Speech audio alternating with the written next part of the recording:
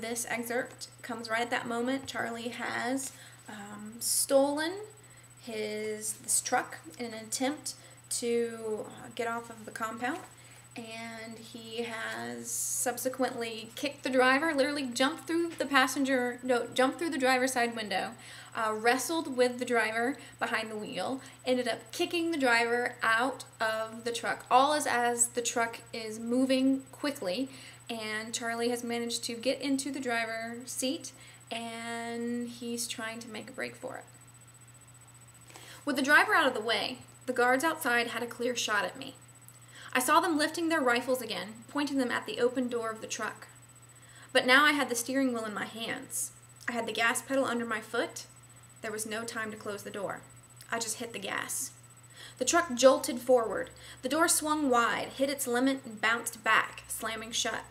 At the same moment, the guards outside opened fire. I heard the deadly sputter of their guns above the engine's roar. I heard the bullets ripping into the steel of the truck. I couldn't see where they hit. I didn't plan to wait around and find out.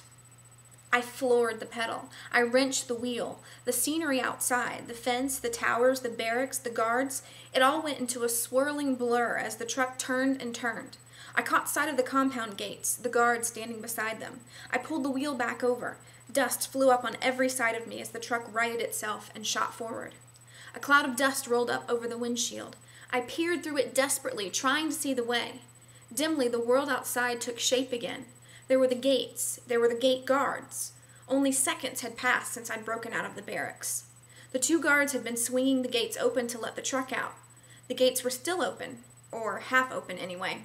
As I drove the truck toward them, I saw the two guards frantically trying to push them shut again. The engine roared and I roared, my eyes peering through the dust, pinned to the closing gates. As the truck sped toward him, one of the guards let his gate go. He left it half open and turned to level his machine gun at me. The next moment, a jagged bullet hole appeared in the windshield, a spiderweb network of cracks instantly stretching out on every side of it. I heard the bullet sing past my ear. I heard it rip into the back of the cab just behind my head. Panicked, I wrenched the wheel again, but before the truck could get out of the line of fire, I guess another bullet must have struck because now the windshield shattered completely. The truck was turning as it hit the gates. It hit off center, but that seemed to help somehow. The hood shoved the half-open gate wide. I stomped on the gas again. The truck let out another throaty roar and fired forward through the gates and out of the compound.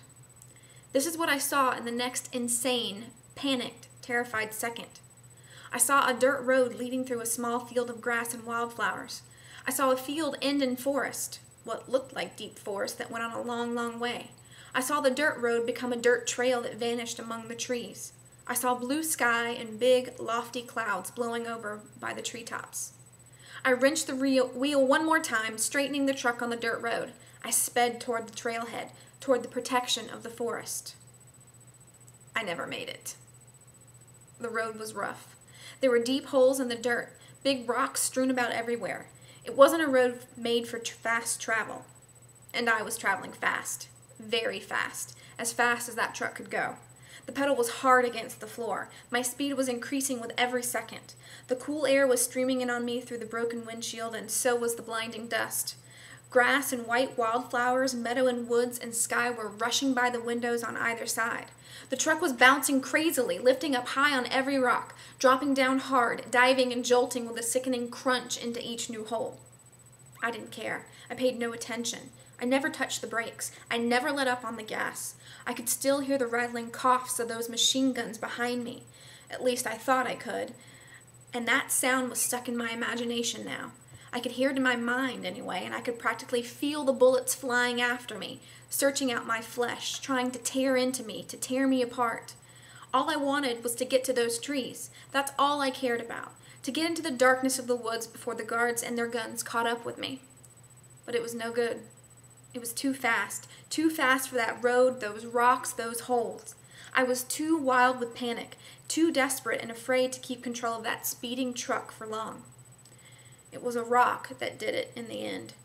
A great, flat, gray rock hidden in the rough dirt road until the last minute. I only saw it a split second before my left front tire hit it with full force. At that speed, that was all it took. The pickup lifted into the air. The steering wheel became useless in my hands. I wrenched it to the side, tried to land the truck again, but it made no difference. I had no control. The truck went over. It hit the ground with a force that made my eyes rattle. It hit the next thing I knew, I was turning over and over, hurling me this way and that inside the cab. Instinctively, I let go of the wheel. I threw my arms up to protect my head. There was nothing now but nauseating chaos. I caught glimpses of trees turning sideways through the jagged frame of the broken windshield. I saw the sky turning and the clouds turning and everything rolling over and over. My body was smashed against the ceiling, then against the door, then thrown sideways across the passenger seat. Then it was finished. The truck lay still. There was silence. Only it wasn't really silence. It was just my own muddied consciousness, too shocked and battered to take in anything going on outside. I don't know how long I was like that. Not long, I guess. It was probably just a few seconds before my mind began to clear, before the sounds of the world started to come back to me. They were the same sounds as before, the same sounds that seemed to have been surrounding me for hours now, maybe forever. The sounds of chattering rifles, the sounds of shouting, "Get him! Go!" The sound of running footsteps, muffled now as my pursuers left the compound and came toward me across the meadow. I lay in the cab of the truck dazed. I lay there and listened to the sounds. The sounds made me feel, I don't know, very sad and very tired somehow. I felt much too tired to do anything, to try to run anymore or fight or escape. I just wanted all these evil people to go away.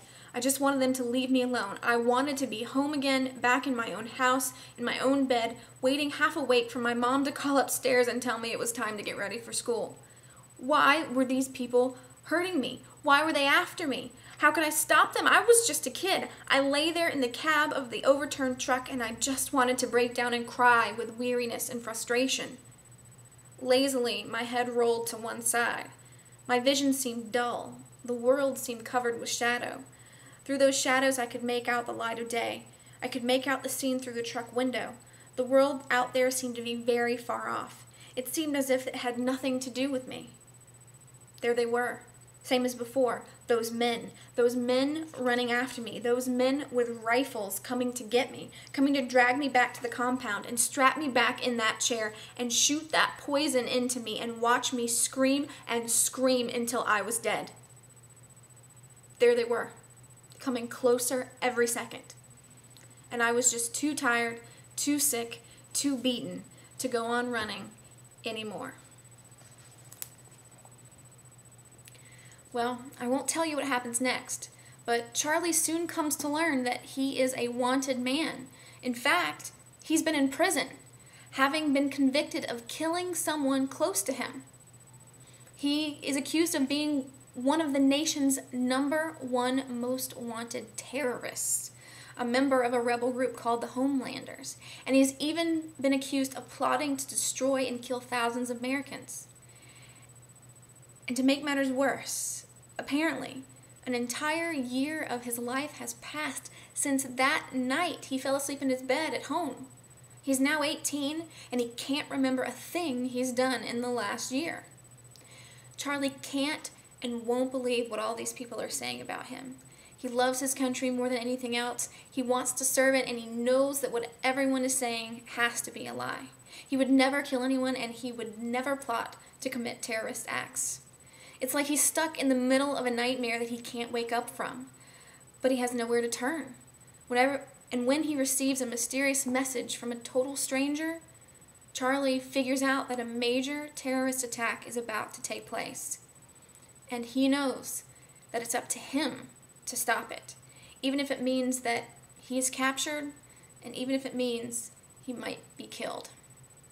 So, if you want to find out just how Charlie ended up in that room, what has happened to him in the last year that he can't seem to remember, who the Homelanders are, this terrorist group that Charlie apparently is a part of, and if he can stop the terrorist attack that's coming, you've got to read The Last Thing I Remember by Andrew Klavan. It's super action-packed, suspenseful, full of mystery, and you are not going to want to put it down. So go out, get it, read it, tell me about it on the blog, and I will see you next week. Bye.